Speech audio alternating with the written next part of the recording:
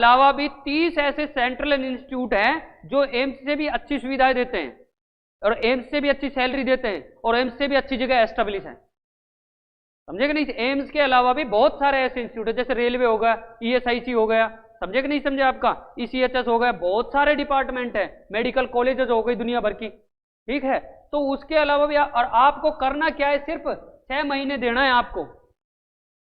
अब लोग इन्हीं चीजों को समझ नहीं पाते।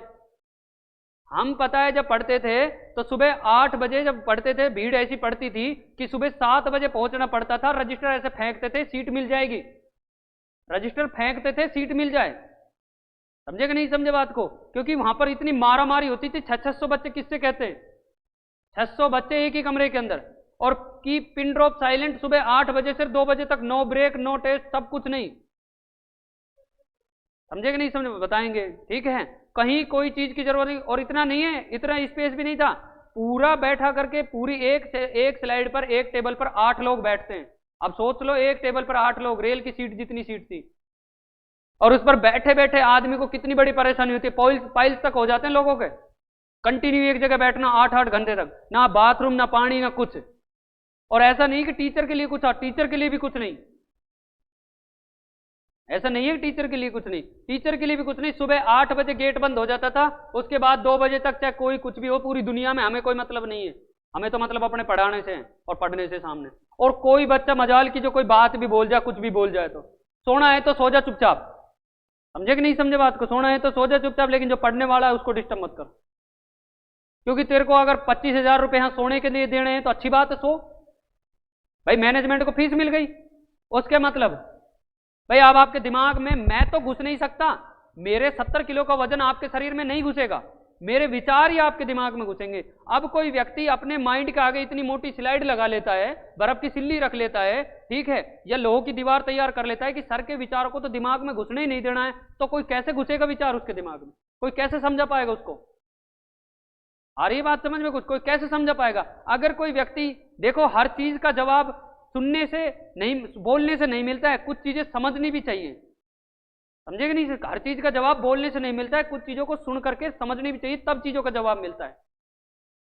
और चीजें अपने समझ में आनी चाहिए, सामने वाले को तो समझ में आ चुकी है अब। और आप तो डिपेंड रहते हो, ठीक है, मैं नहीं कहता कि आपको डिपेंड नहीं रहना चाहिए, डिपेंड रहते हो। हमारे वहां डिपेंड नहीं रहते लोग बाग, ठीक है। वो सब क्या करते हैं कि बस कंटेंट मिल गई, ये चीज मिल गई कि ये चीज नाम हो गई, उसके बाद उसको उधेड़ के रख देते हैं खुद से ही। समझे कि नहीं समझे बात को? उसके बाद उसको उधेड़ के रख देते हैं कि ये चीज क्या होती है, एग्जैक्टली में क्या होती है, उसका पूरा पोस्टमार्टम कर देते हैं। ये नहीं कि सिर्फ यहां बता दिया जो या चीजें, खुद से पता नहीं अगला क्या पढ़ा रहा है क्या नहीं पढ़ा, मुझे क्या जरूरत है। मैं क्या बोला हूं कि दुनिया पता नहीं क्या पढ़ा रही नहीं पढ़ा रही, लेकिन मुझे जो जरूरत है क्या मुझे मिल रहा है, बात ये है सबसे बड़ी। तो अब आपका अगर सेटिस्फैक्शन लेवल इतना है कि मुझे सिर्फ हेलुसिनेशन के बारे में ये डेफिनेशन याद रखनी है, ठीक है, तो आपको मिल जाएगा। आप इससे आगे चल करके सोचोगे, ठीक है, कि और आगे नर्वस सिस्टम का डेवलपमेंट कोई नहीं पढ़ाता कि डेवलपमेंट ऑफ नर्वस सिस्टम कैसे होता है। समझे? सब आते हैं नर्वस सिस्टम पढ़ा देते हैं, लेकिन डेवलपमेंट ऑफ नर्वस सिस्टम कैसे होता है पढ़ाया आज तक? समझे कि नहीं समझे बात को? तो उससे आगे भी बहुत सारी चीजें हैं कि नर्वस सिस्टम को कैसे डेवलप, कौन सी लेयर कैसे कैसे डेवलप करती है, ठीक है, कि कैसे स्पाइनल कोड बनती है आपकी, कैसे नहीं बनती, कैसे एपिडर्मिस, बहुत सारी चीजें हैं पढ़ने को भी और पढ़ाने को भी, समझने को भी, समझाने को भी। बस कोई भी टीचर कब नहीं देता है, जब ये देख लेता है कि सामने वालों का लेवल बिल्कुल सही नहीं है, क्योंकि आपको नहीं पता क्या चीजें छोड़ी जा रही है, क्या चीजें पढ़ाई जा रही है। आप लोग तो सिर्फ अपने पढ़ाई हुए पर अटल रहते हो कि मैंने जो पढ़ लिया वही पढ़ लिया, बस अब मुझे और आगे नहीं पढ़ना।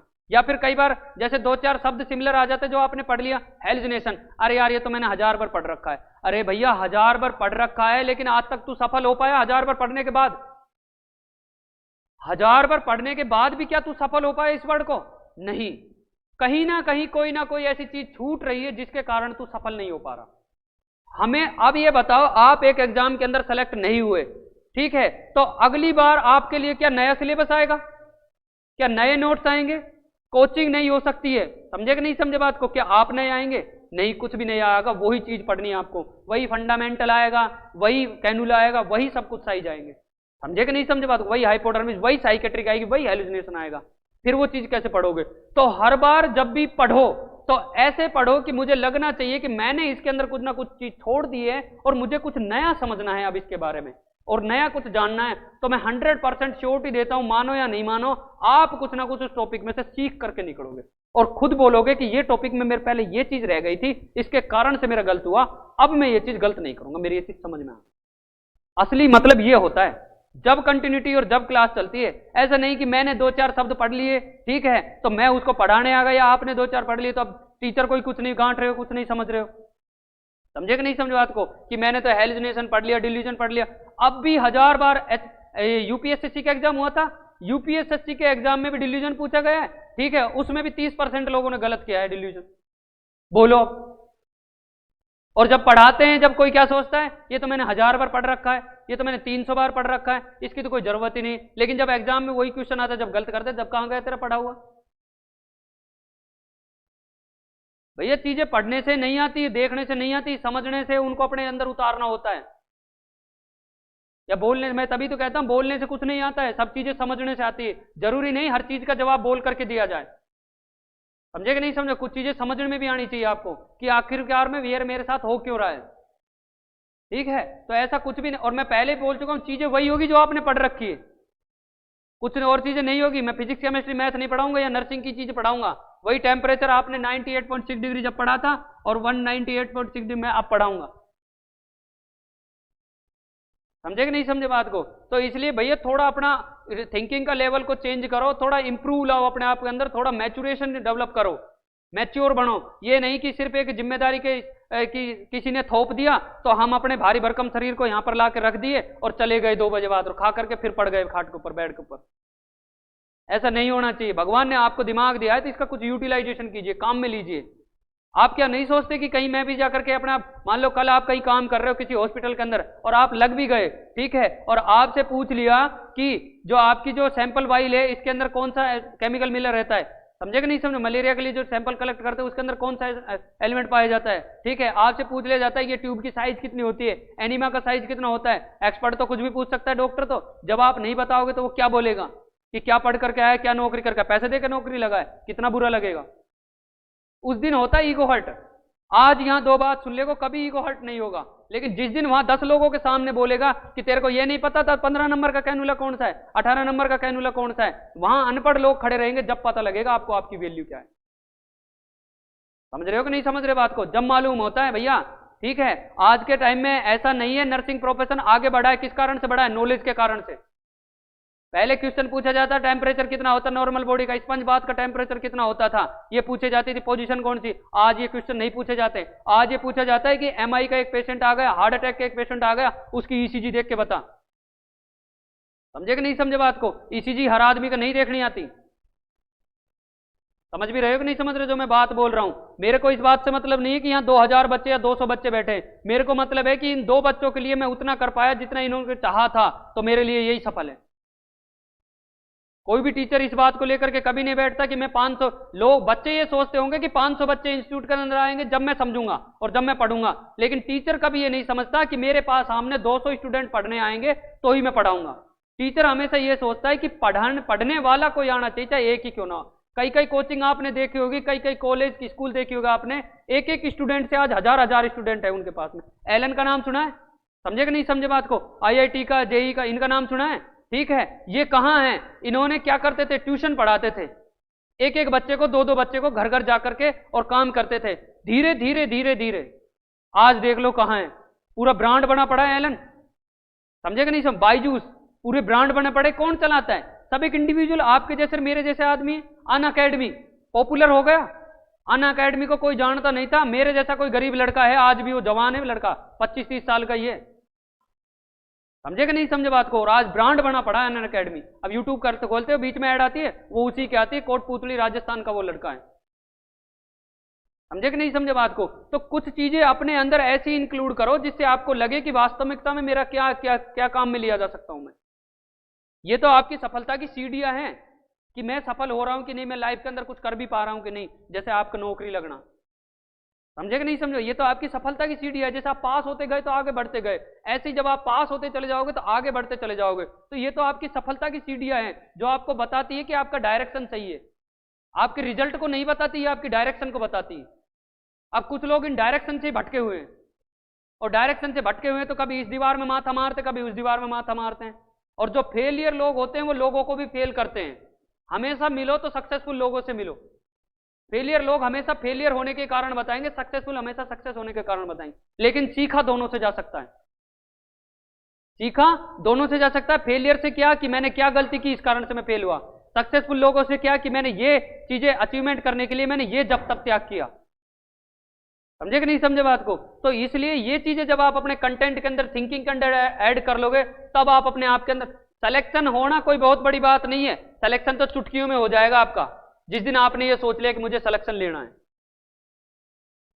समझे कि नहीं समझे बात को? तो इस पॉजिटिविटी के साथ में हमेशा बैठो, और इस पॉजिटिविटी के साथ, और दूसरी मैं एक बात बता देता हूं टीचर के लिए। देखो यहां पर फील्ड के अंदर टिकना हर इंसान के बस की नहीं होता है, टिकना फील्ड में किसी के बस की नहीं होता है। अगर किसी के अंदर दम होगा, ठीक है, तो वो हो सकता है कि आज आप यहां से रिजेक्ट कर दो तो यहाँ नहीं पढ़ाएगा, लेकिन जिसने सोच लिया कि मुझे पढ़ाना है तो यहाँ नहीं तो कहीं और पढ़ाएगा। समझे कि नहीं समझे? अपना ये नहीं होना चाहिए, अपना ये होना चाहिए कि टीचर से हो सकता है मेरी ये लास्ट क्लास हो, समझे कि नहीं, क्या पता मेरी लास्ट क्लास से भला हो जाए। 2 क्वेश्चन यदि उस लास्ट क्लास में से आ गए तो आपके तो 2 क्वेश्चन फ्री के मिल गए। समझ रहे हो कि नहीं समझ रहे हो? 2 क्वेश्चन फ्री के मिल, चाहे वो टीचर पढ़ाए या नहीं पढ़ाए। लेकिन आपको उस टाइम रियलाइजेशन होता है किसी भी चीज का कि कोई आदमी आपको कहां तक ले जा करके पढ़ा रहा है, या फिर क्या चीजें वो पढ़ा करके आ चुका है आपको। तब आप समझते हो, यदि आपके अंदर दिमाग होता है कि कोई आदमी क्या बोल रहा है, क्या कहना चाह रहा है। तब तक अपन जब नौसिखिए रहते हैं ना, ठीक है, तब तक अपने को चीजें नहीं होती है मालूम। ठीक है, तो भैया पॉजिटिविटी रखो, जीवन में कुछ नहीं है, अपना आधार बनाओ। हर इंसान अपने सोशल लेवल को, समाज, क्योंकि देखो मेरी बात, एक सबसे बड़ी समस्या क्या है मेरे देश के अंदर, सबसे बड़ी समस्या है मेरा समाज।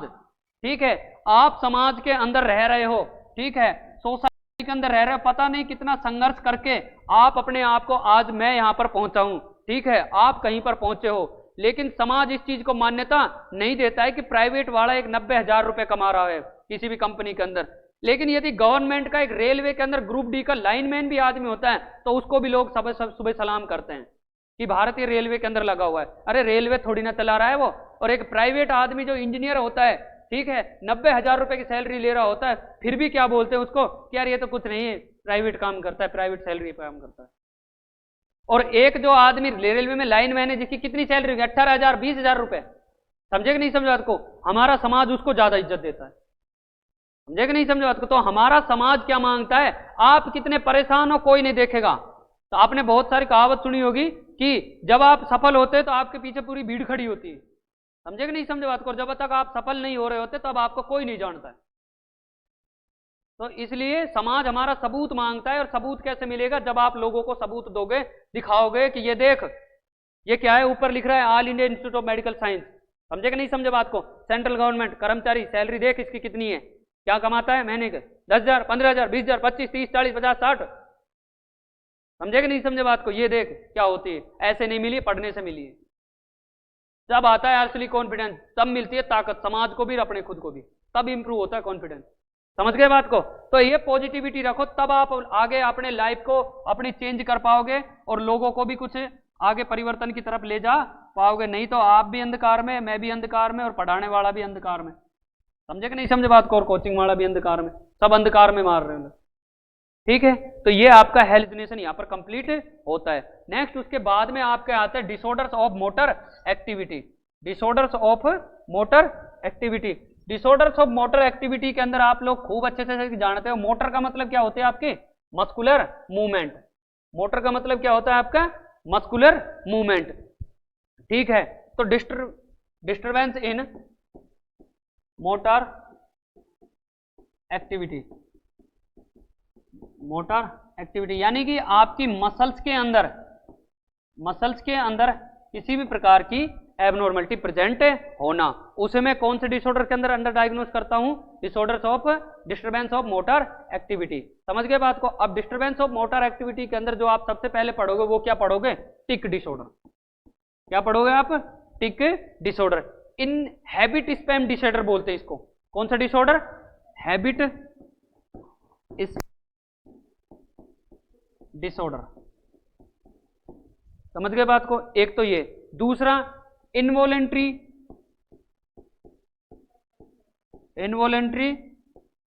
Movement of small muscles, involuntary movement of small muscles. Habit spasm disorder, यानी कि पेशेंट के अंदर क्या हो जाती है, आदत डेवलप हो जाती है, गंदी आदत, एक बात। दूसरी गंदी आदत कैसी भी हो, आदत डेवलप हो जाती है, हैबिट स्पैम डिसऑर्डर। दूसरा involuntary movement of small muscles, यानी कि जो आपकी छोटी छोटी मसल्स होती है बॉडी के अंदर, समझे कि नहीं समझे बात को, जो कैसे परफॉर्म करती है, छोटी मसल्स कौन से मूवमेंट को परफॉर्म करती है, फाइन मोटार मूवमेंट, समझे कि नहीं। जो बड़ी मसल्स होती है वो कौन करती है, ग्रोथ को, समझे कि नहीं समझे बात को। जो छोटी मसल्स होती है वो कुछ टाइप का आपका मूवमेंट परफॉर्म करती है, फाइन मोटार, ठीक है। तो अब आपकी जो स्मॉल मसल्स है इनका क्या होना, इनवॉलेंट्री। इनवॉलेंट्री का मतलब क्या होता है, वॉलेंट्री का मतलब तो क्या होता है, अपने आप, ठीक है। इनवॉलेंट्री मतलब कि अनैच्छिक, समझे कि नहीं। इनवॉलेंट्री यानी कि मेरा कोई भी उन पर कंट्रोल नहीं है, समझे कि नहीं समझे बात को। अब इसके अंदर आप क्या पढ़ोगे कि इसके अंदर पेशेंट के अंदर क्या, कौन सा टाइप का पेशेंट है अपने पास, शिजोफ्रेनिया का।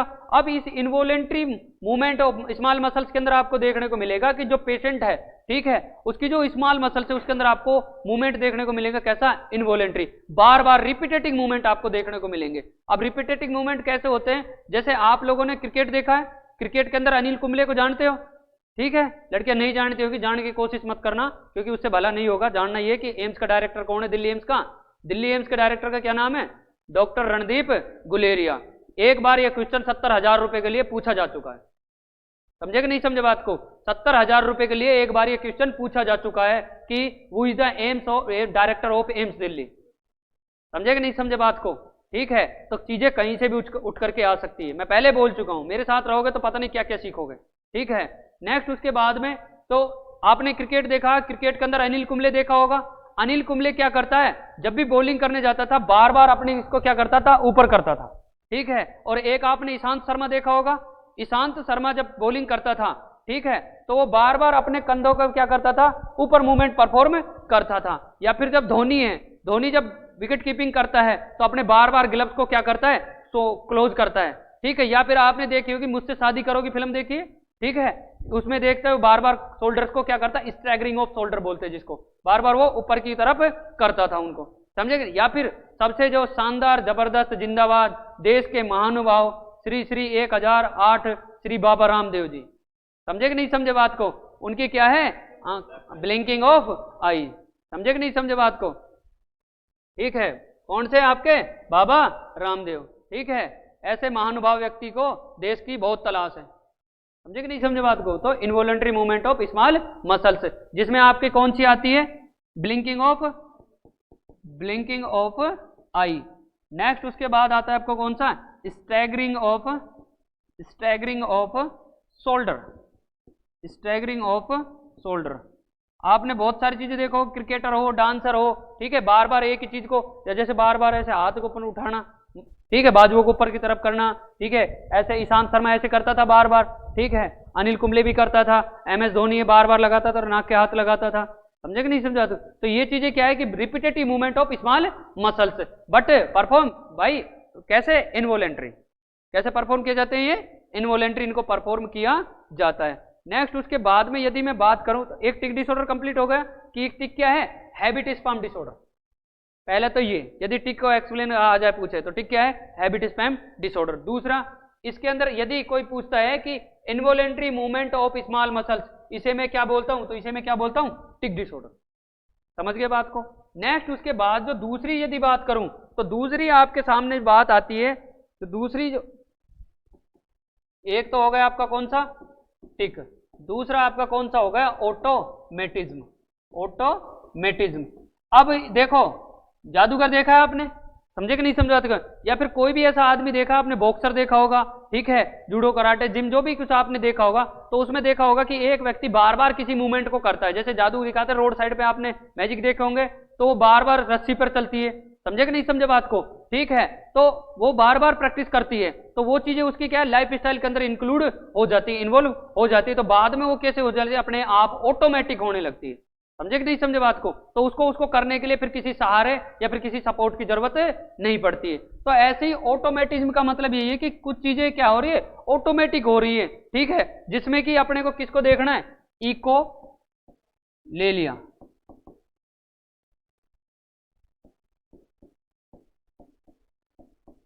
इको ले लिया, और दूसरी जो टर्मिनोलॉजी है वो कौन सी, इको प्रेक्सिया,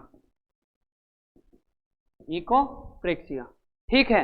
अब आपको आइडेंटिफाई कैसे करना है, तो मैं बता दूं कि जहां पर आपका ले लिया वर्ड आ जाएगा, समझे कि समझे बात को, तो वहां तो समझ लेना किससे संबंधित होगा, आपका स्पीच से संबंधित, और जहां प्रेक्सिया शब्द आ जाता है वहां पर आपके किससे संबंधित है, मूवमेंट से।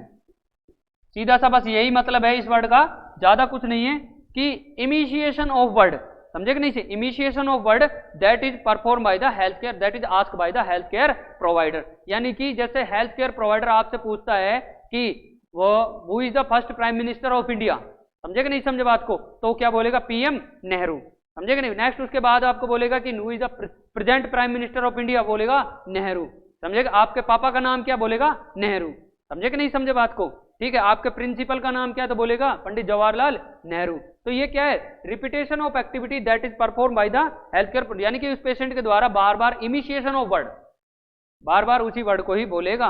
नेक्स्ट प्रेक्सिया का मतलब मूवमेंट, यानी कि रिपीटेटिव मूवमेंट, बार बार एक ही तरीके की एक्टिविटी को परफॉर्म करता है, उसे अपन किसके अंदर काउंट करते हैं, इको प्रेक्सिया के अंदर।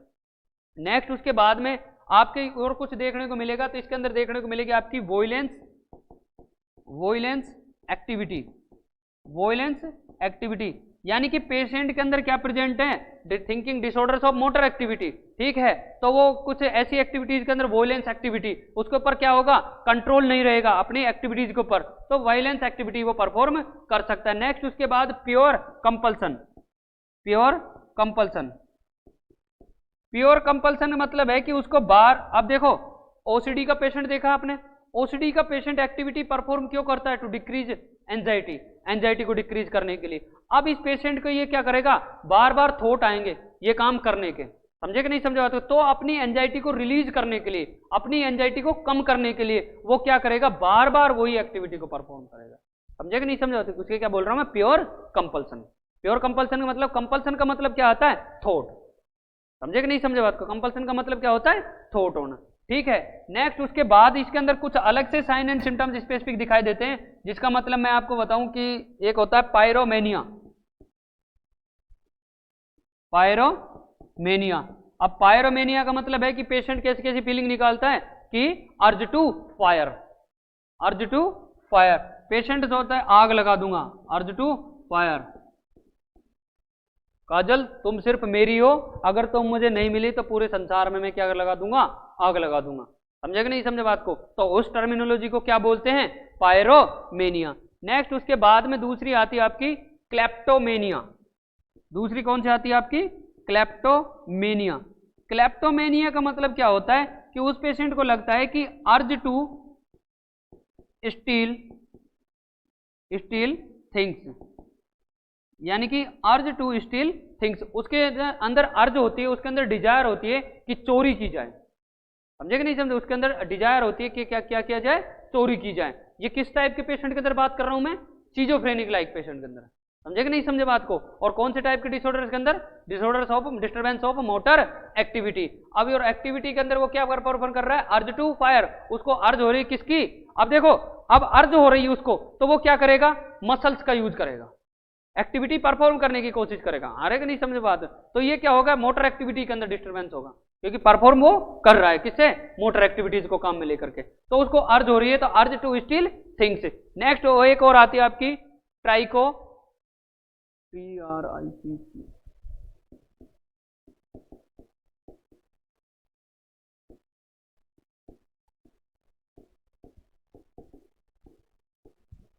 ट्रिक्टोमेनिया।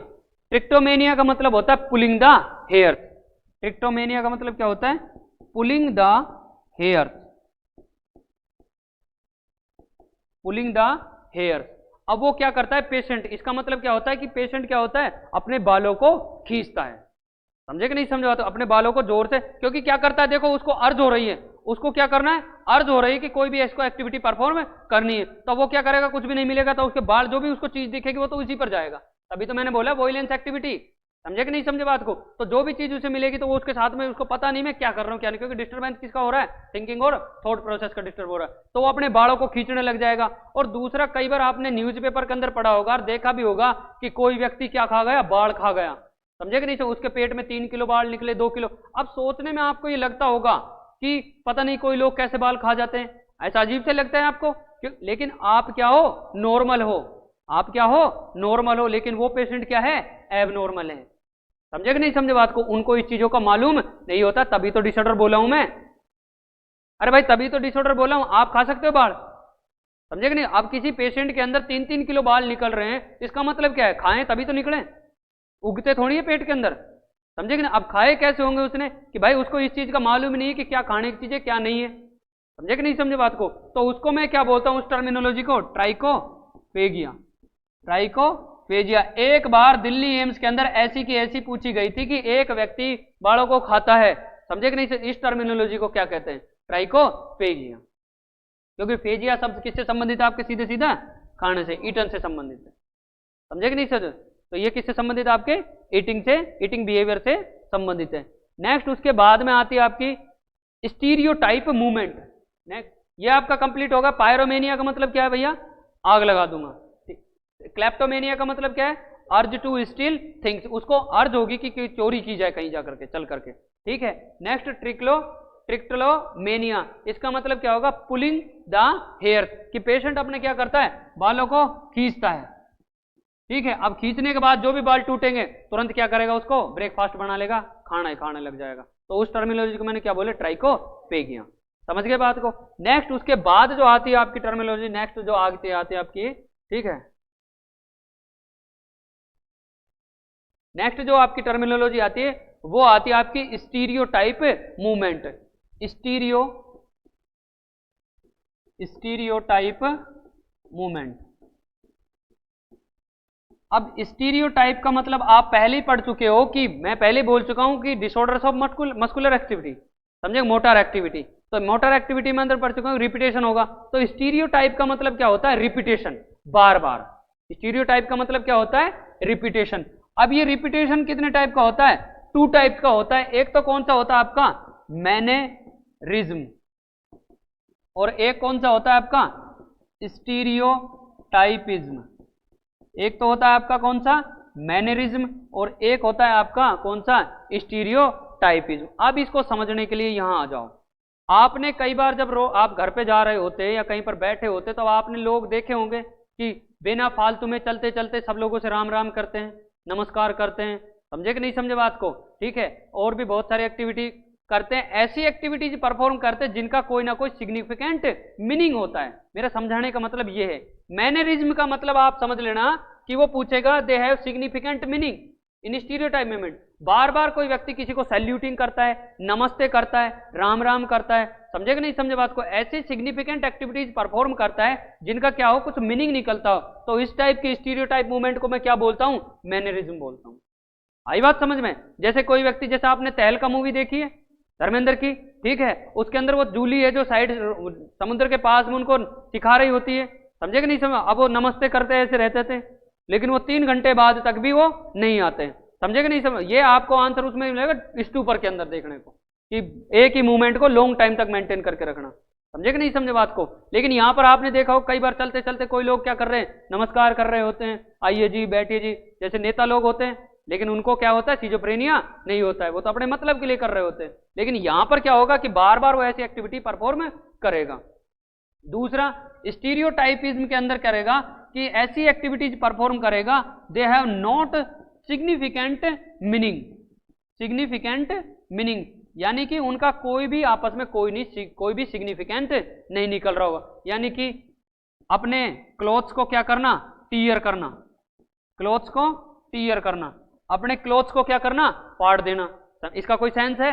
मान लो आपने किसी को नए कपड़े दिलाए, मान के चलो कि आप कहीं पर बहुत बड़े सेठ हो, नर्सिंग ऑफिसर लग गए, आपकी दया दृष्टि हो गई कि मैं आज जाता हूं और क्या करूं, जा करके गरीब लोगों को कपड़े दिया, मेरी पहली सैलरी आई है, ठीक है।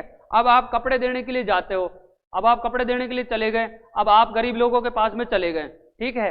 अब कोई भी आदमी आप उसको नए कपड़े दो और पहनते ही तुरंत आपको फाड़ दे, या फिर आपको दूसरे दिन मिले वो और आपके कपड़े पहने हुए आपके ही हो, समझे कि नहीं, लेकिन उनका कोई हाल बेहाल हो रखा हो, तो आपका दिल बहुत ज्यादा दुखेगा।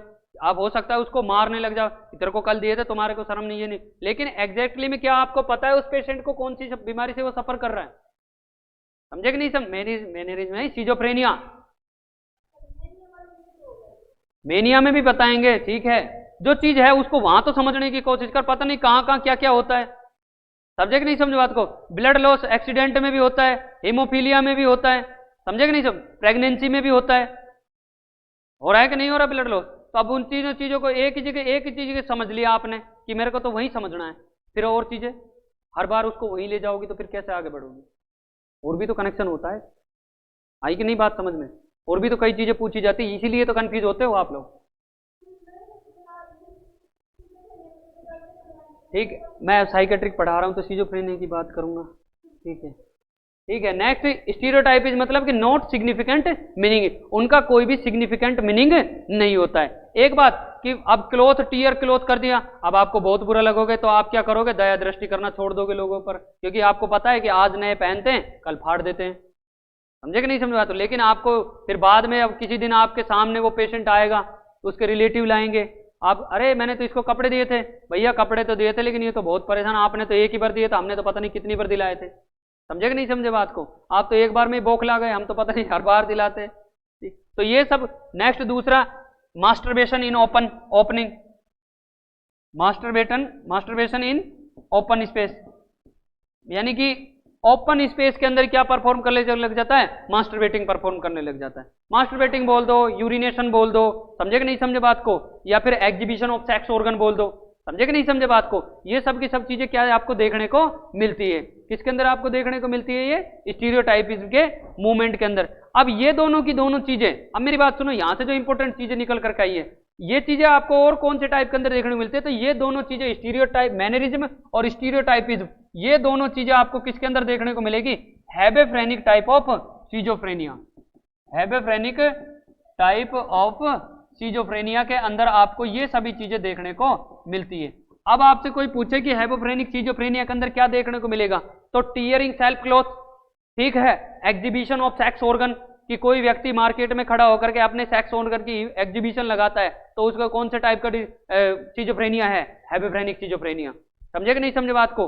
ठीक है, दूसरा मैनरिज्म, मैनरिज्म में भी आपको उसके अंदर देखने को मिलेगा, यहीं से मैं हेबेफ्रेनिक बता दूंगा पूरा, ठीक है। नेक्स्ट उसके बाद सेंसलेस गिगलिंग, सेंसलेस गिगलिंग यानी कि ऐसी ऐसी आवाज निकालेगा, जैसे वो जीभ को ऊपर नीचे करके, हाथ करके ऊपर नीचे करके करते हैं ना, ऐसी ऐसी करेगा। बिजारे बिहेवियर, बिजारे बिहेवियर, एक जियांट लाइक स्ट्रक्चर यानी कि राक्षस जैसा बिहेवियर करेगा, वोलेंस एक्टिविटी परफॉर्म करेगा। सिली बिहेवियर, इसके अंदर जो देखने को मिलेगा आपको, क्या देखने को मिलेगा, सिली बिहेवियर, या फिर बोलूं तो मैं कैसा, चाइल्डिश बिहेवियर, सिली और चाइल्डिश बिहेवियर इसके अंदर अपने को देखने को मिलता है। और हेबेफ्रेनिक सिजोफ्रेनिया को मैं क्या बोलता हूं, डिसऑर्गेनाइज्ड सिजोफ्रेनिया। एक तो हेबेफ्रेनिक हो गया, दूसरा इसका क्या नाम होगा, डिसऑर्गेनाइज्ड सिजोफ्रेनिया, तीसरा क्या नाम होगा इसका, क्रोनिक सिजोफ्रेनिया, चौथा क्या नाम होगा इसका, चाइल्डिश सिजोफ्रेनिया। अब कभी भी क्वेश्चन आए, ठीक है, तो आपको याद होनी चाहिए कि सिजोफ्रेनिया एक ही नाम है हेबेफ्रेनिक एक्चुअली में, लेकिन इसका नाम फिर आगे जाकर के क्या क्या चीजें, समझे कि नहीं समझे बात को। ठीक है, तो ये सब चीजें किसके अंदर देखने को मिलेगा, आपकी स्टीरियोटाइपिज्म एंड मैनरिज्म। नेक्स्ट आता है आपका कौन सा, वर्बिग्रेशन। नेक्स्ट आपका कौन सा आता है, वर्बिग्रेशन, यानी कि पेशेंट क्या करता है, सेंसलेस वर्ड, सेंसलेस वर्ड का क्या करता है, स्पीक सेंसलेस वर्ड। कोई व्यक्ति गाली देता है, जैसे वो व्यक्ति होगा, कई बार आपने देखा होगा रास्ते में चलते चलते किसी ने शराब का सेवन कर लिया होगा, या फिर कभी जब आप रास्ते में देखते हो तो भाई साहब मस्त होते हैं, अपनी हवा पानी में मस्त रहते, दाना पानी में, किसी से कोई मतलब नहीं, लड़की जा रही लड़का जा रही है, समझे कि नहीं समझा, तो इससे कोई मतलब नहीं, वो तो भाई साहब देख लेंगे, होगा जो देख लेंगे, समझे कि नहीं समझे बात को, मैं उसको बता दूंगा, मैं ये कर दूंगा, मैं वो कर दूंगा, तो क्या है, या फिर गाड़ी देकर के बात करते हैं। अब कोई सामने आपके से कोई व्यक्ति बैठा हो, ठीक है, तो क्या अरे मेरे को क्यों बोल रहा है, बल्कि वो बोल किसी को नहीं रहा होता, वो क्या कर रहा होता है, वर्बिग्रेशन कर रहा होता है, वो क्या कर रहा होता है, वर्बिग्रेशन कर रहा होता है। तो वर्बिग्रेशन का मतलब क्या है, सेंसलेस स्पीकिंग ऑफ वर्ड, ठीक है। और ये भी किसके अंदर आपको देखने को मिलता है, मैंने बोला था सेंसलेस गिगलिंग, ये भी किसके अंदर देखने को मिलता है आपको, हेबेफ्रेनिक सिजोफ्रेनिया के अंदर। ठीक है, तो ऐसे करके आपका कौन क्या कंप्लीट हो गए, सेकेंडरी सिम्टम्स ऑफ सिजोफ्रेनिया। अब सेकेंडरी सिम्टम्स ऑफ सिजोफ्रेनिया के अंदर पहले आपने पढ़े थिंकिंग डिसऑर्डर, थिंकिंग डिस्टर्बेंस, उसके बाद पढ़े आपके परसेप्शन डिस्टर्बेंस, एंड नेक्स्ट पढ़े आपने कौन से, मोटर एक्टिविटी के रिगार्डिंग डिस्टर्बेंस। यहां तक कोई दिक्कत आपको? ठीक है, नेक्स्ट उसके बाद जब आप आगे की तरफ चलते हो, तो आगे की तरफ जब आप चलते हो तो आपको एक चीज इंपॉर्टेंट ये है कि टाइप ऑफ सिजोफ्रेनिया, समझेगा नहीं समझे बात को, सर सिजोफ्रेनिया कितने प्रकार का होता है, पढ़ा है आपने कभी? ठीक है, टाइप ऑफ सिजोफ्रेनिया। तो आज की जो हेडिंग अपनी ये रहेगी, क्या रहेगी, टाइप ऑफ सिजोफ्रेनिया। अब टाइप ऑफ सिजोफ्रेनिया के बारे में यदि बात करूं तो यहां पर आपको कितने टाइप के सिजोफ्रेनिया देखने को मिलते हैं, कितने टाइप के होते हैं सिजोफ्रेनिया? सबसे most of the time basic यदि फाउंडेशन के आधार पर बात करूं तो सिजोफ्रेनिया कितने प्रकार का होता है, 2 प्रकार का। देखो जो चीजें पढ़ने की होती है वो पढ़ा रहे हैं, समझे कि नहीं, ये तो आपने बीएससी के सिलेबस में बहुत अच्छे से तरीके से कवर किया है। ठीक है, अब यहां पर कौन कौन से टाइप का होता है, एक तो होता है टिपिकल, एक कौन सा होता है टिपिकल, और एक कौन सा होता है एटिपिकल, एक कौन सा होता है आपका एटिपिकल। अब जो टिपिकल सिजोफ्रेनिया होता है, ठीक है, जो टिपिकल सिजोफ्रेनिया होता है वो क्या होते हैं कि इसके अंदर क्या होता है कि वेरी सीवियर तो क्या देखने को मिलते हैं आपको, सिम्टम्स, सीवियर तो क्या देखने को मिलते हैं आपको, सिम्टम्स देखने को मिलते हैं, और प्रोग्नोसिस कैसा होता है इनका, बैड होता है, प्रोग्नोसिस कैसा होता है इनका, बैड होता है।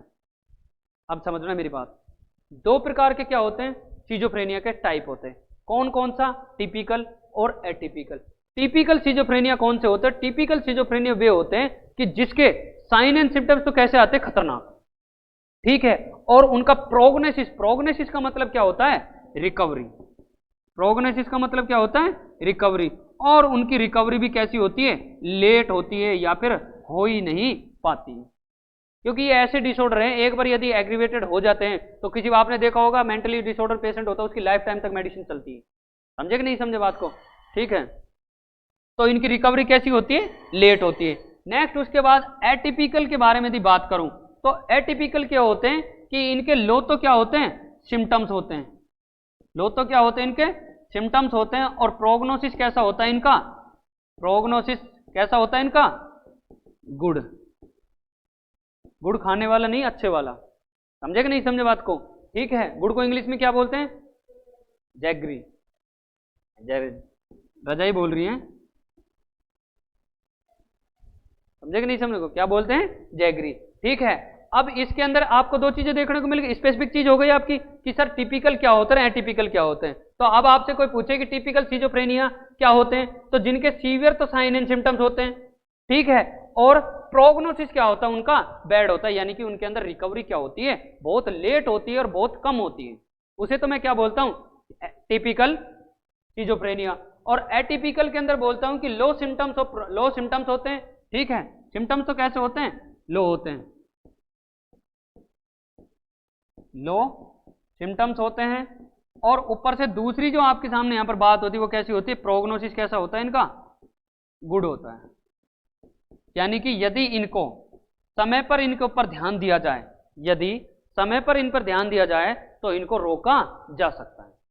आई बात, प्रोग्नोसिस का रिकवरी का मतलब यही है कि भाई आपको कोई भी डिसीज डेवलप हुई, आप तुरंत डॉक्टर के पास में गए और डॉक्टर ने आपको ये बता दिया कि भाई आपको इस टाइप की बीमारी है, आपको काउंसलिंग लेनी पड़ेगी, फैमिली थेरेपी लेनी पड़ेगी, ठीक है, कॉग्निटिव बिहेवियर थेरेपी लेनी पड़ेगी, आपको 1-2 ECT के झटके भी लेने पड़ेंगे, और यदि आप निरंतर फॉलो करते हो, समझेगा ना, उन ट्रीटमेंट को, तो आपको कुछ समय बाद देखने को मिलता है कि आपका बिहेवियर जो एबनॉर्मल था वो किसके अंदर कन्वर्ट हो गया, आपका नॉर्मल के अंदर कन्वर्ट हो गया, समझे कि नहीं? तो इसका मतलब क्या हुआ कि एक ऐसे थे जिनके अंदर कम सिम्टम्स थे, आप तुरंत तो चले गए और तुरंत ही क्या कर लिया आपने, ट्रीटमेंट परफॉर्म करवा दिया, तो ट्रीटमेंट जब आप ले लिया तो प्रोग्नोसिस भी क्या होगी, इनकी रिकवरी क्या होगी, गुड हो गई। और यहां पर क्या हो रहा है, ऐसा बिल्कुल भी नहीं हो रहा है, यहां पर सीवियर तो सिम्टम देखने को मिलते हैं, सीवियर, अब सीवियर सिम्टम जैसे कि आपको इसके अंदर कौन कौन से टाइप देखने को मिलेंगे आपको, ठीक है, तो इसके अंदर आपको देखने को मिलेगा कौन सा, आपका हेबेफ्रेनिक सिजोफ्रेनिया, दूसरा आपको कौन सा देखने को मिलेगा, पैरानोइड सिजोफ्रेनिया, नेक्स्ट आपको तीसरा देखने को मिलेगा कौन सा,